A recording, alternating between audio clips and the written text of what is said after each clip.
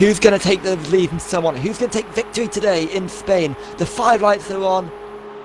And we're away. Cal's already got a drive through penalty, but we're away in Spain. Decent start there from Fredster. I think he might have got the early lead. And Zanni's going to tuck it behind and try and get the slipstream with Clenzo, also trying to nab slipstream off the both of them. As Fredster defends the inside of turn 1, but can't make a move. And in the background, you can see the two, I think that's Kramer's going side by side of Schweiz and Power Quick's actually also illustrated jump Schweiz at the start, I think. And now it's Kramer, it's Schweiz between the two Kramers, but Zanni is challenging Fredster down towards turn 4. He's unable to do so, and Fredster has kept the lead through sector 1, and he's done everything he needed to do. He defended off turn 1, and that's exactly what he had to do in this race. Yeah, great start from Rossi up at P10 on those mediums. That's a good start for him at trying to get those points, and that was Nomad and Vapakut scrapping away there as they come down into this left-right hander, but Nomad will keep ahead. Looking a bit further up, that is Zanni under a lot of pressure from Clenzo.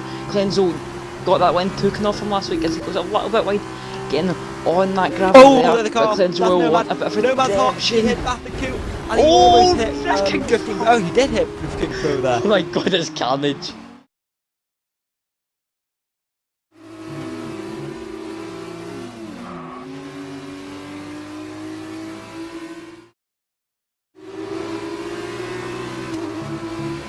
Yellow flag.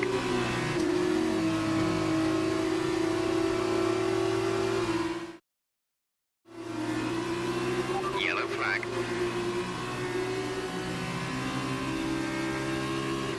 Flying Rossi though, wanting to get that P7 done nice and earlier on. Kaisi, he's on the mediums. Mediums versus the softs here, and will the mediums come out on top? No, it wasn't committed enough there. That's ELG thinking about it. Roddy's got through on the exit of the corner.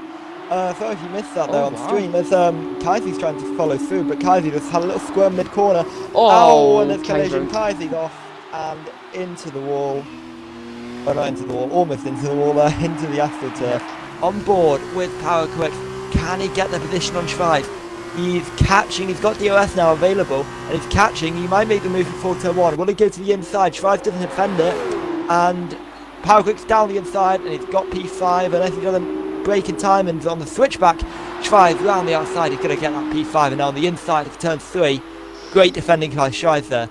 To be patient, watch for the switchback, but then look at Power Quick. He's coming back now, and he's coming down towards turn 4 on the inside. Can Schweiz do anything to defend this one? Maybe he'll get the switchback, which he's going to try. Brilliant driving between the pair here, and clean driving as well, as Power Quick's now on the inside, and he'll be able to keep the position. Oh, that's Flying Rossi off, sorry, good him at the last corner. Got in the gravel there, and that's allowed Straccio to get by, and they might be under a bit of pressure from Dongerang, and now Dongerang is through there. So Rossi with that great start, dropping down a few positions, and that is not what he would have wanted at all there. And yeah, dropping 2 positions, and now he's going to have to re-overtake Dongerang and Straccio. But he will have to tell another tale as he's still looking on that move on Dongerang, on board with Flying Rossi. Can he make a move on Dongerang? But Dongerang's looking at Straccio down the inside. He will go there. Flying Rossi breaks like the one into the back of Straccio. He'll go. Straccio will try and go round the outside, but he's broke a little bit too late and comes back on the track and just stays in illustrated pits. Oh yes, our first pit stop, and he was right behind Clenzo and Zenny, so he might be trying the undercut here. Obviously, he'll suffer a bit for tyre wear at the end of the race as his tyres are older. But let's have a look as he comes into the pits. How this pit stop is. It should be fine. I don't think he's got any front wing damage yet. All good. For the pit stop, he hasn't got a job because everyone else has got to pit yet, but he's going to bang in a good outlap now to stay ahead, or get ahead of Zanni and Clenzo. Sorry, Rossi, he gets the move on Straccio, but just about those two banging moves are just caught a little bit over there. Just at the end, and Rossi gets the move down on Straccio, but now Straccio wants to send it back up down the inside. Rossi turns in, but Straccio says no, and he forces his way through up into P8, but I don't think they're done just yet. Can Rossi try and go round the outside? Yes, he does, but is it just too late on the brakes from Rossi? He gets squeezed there and banging in the wheels they go, and up the hill, and now that is Kaisi and Nomad want to get in the action as well. Through up the hill they go, and DRS is unable to there, and will Straccio try it there? Oh, and that is Rossi round the outside. He will go contact again between the two. Rossi now gives them no room, a bit of a taste of his own medicine there. And now Rossi's up into P8. Well, Kaisi now want a bit of this action. But it's now Straccio will look at it and make contact and nearly spins. That is now the top 3 pitting as well, which can definitely spice things up now. So now we're going to watch Auto Illustrated. Let's have a look at his sector times actually. On this lap in the middle sector, he wasn't green, but in comparison to Zenny, he was actually slower in this last lap. So I don't think the Auto Illustrated will get the position on Zenny and Cleanser as they come out the pits now. Auto Illustrated is coming down the main straight, and he could well be coming out behind Schweizer. No, he won't. He'll come out ahead, and he is ahead. Out Cleanser, he could go out on the outside though into turn 1. Auto Illustrated makes the move and gives Cleanser very little room. As then he's got a 3-second time penalty. That could be crucial. He can't go soft. Sorry, Cleanser actually has got a run on Auto Illustrated coming down turn 1. He lost it this time last lap, but I think he's got the position down at the turn when he goes in. Cleanser takes a provisional P3 or a net P3, and Paraquix also getting ahead of Schweiz for a net P5 there. So good job from Paraquix there to defend that undercut from Schweiz and stay in what is a net P5. And now Straccio under a lot of pressure from Fredster, and Fredster's now through and clears a bit of traffic there, which is Straccio, because Straccio's got a puncture actually, that's why it is. Straccio's got a front left puncture on those softs, just took them a little bit too far, and now he's going to start to tumble.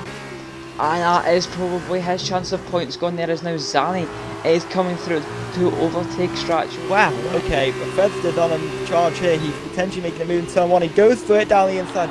He backs off there with already a half-hearted effort. And those are the dangerous ones, but he got away with it this time. But Zani's closed up a second in that last sector there.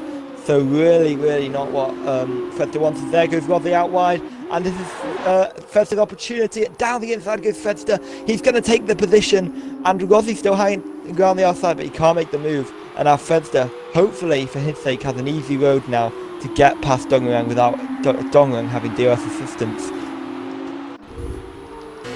He definitely just during that commentary there, ELG got by Schweizer, and now she's going on board with Fredster here.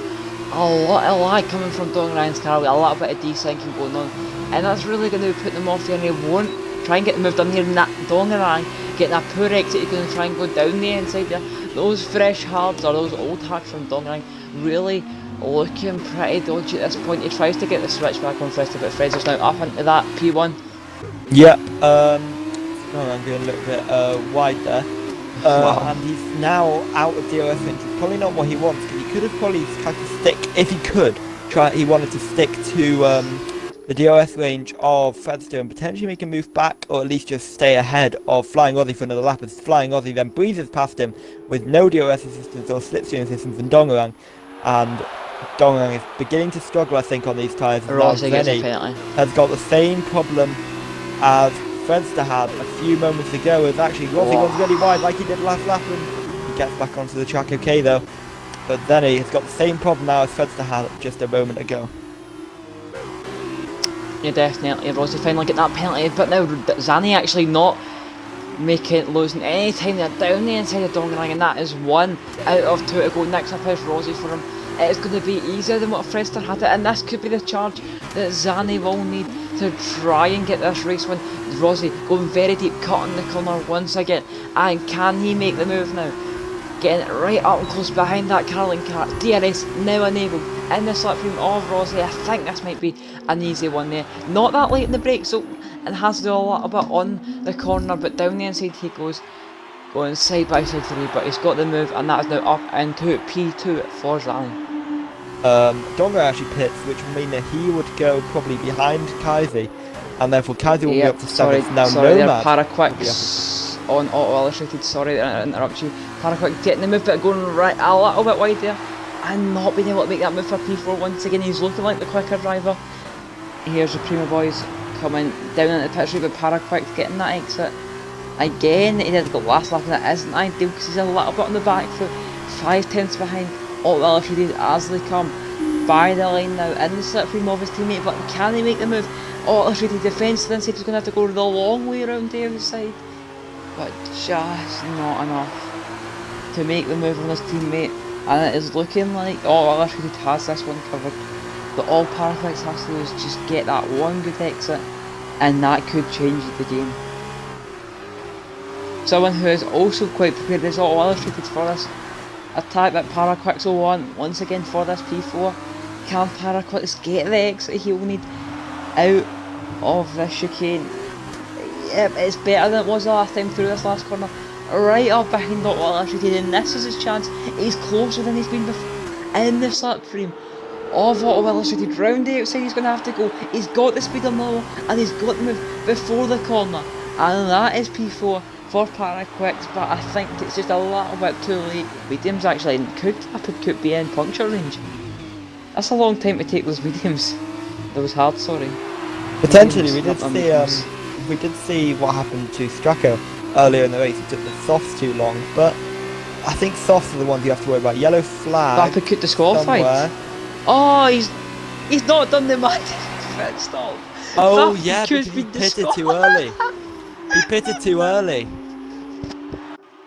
Obviously, as I mentioned last week in Baku, that you have to pit on a certain lap or later in order for it to count, but he just hasn't done that. He pitted too early because of the incident, and therefore has paid the price and he got disqualified from the race. But Fredster is coming on the final few quarters now. He's driven a very controlled race. He's got no tyre issues. He's not going to get disqualified. He's going to win this race if he gets through this final chicane okay. And what a drive it's been from Fredster. He's done a very, very nice job out front. He's controlled the race. He's controlled the pace. He's going to make it 3 wins from 4 races this season. And Fredster wins. Then he's going to come home second. Clenzo is going to come home to take that final podium spot after losing the win last time out. He's going to claim the final podium spot with the 2 Premier Boys then following after spreading out a little bit towards the end of the race. With Schweiz coming home 6th place. Shazoo representative, of course, with the other Shazoo representative of the league in 7th position. That Kaisi and then Nomad. Rossi's got Nomad! On the last corner! I think he might. Well, Nomad might have run out of fuel. I'm not sure what happened to Nomad there actually. He just gone wide? I didn't really see. It was suspiciously wide though. That's a strange one, in my opinion. I don't know, did they let him through?